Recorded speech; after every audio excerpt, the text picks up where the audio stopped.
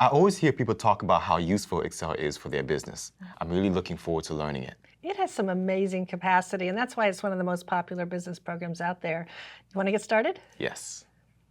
Let's just go ahead and open Excel, of course. First of all, we're using Windows 11, so we'll click on that Start icon in the middle, and then we'll go up to click on Excel, and then we'll choose Blank Workbook.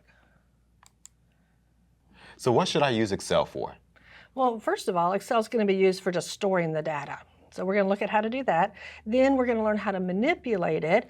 That allows us then to analyze it, and then the ultimate result is going to be to make good decisions off of that data.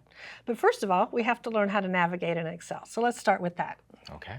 So let's start by just looking at the interface, and probably the easiest way to do that is start up in the upper left-hand corner. The very first icon that you're going to see is our Save icon.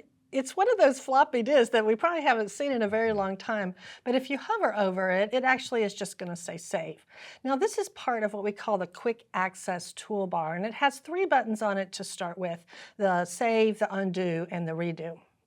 And we're going to be talking a lot more in depth about all of these elements in later lessons, so we'll just touch on them right now. As you move on down the title bar, you will see where it says Book 1, that stands for Workbook, and of course it tells us that we're in Excel. You'll see a search box, which will be very useful, and then I want you to move on down to where you see Sign In. Now, we just need to talk about the fact that there's a couple different ways that you can access Excel.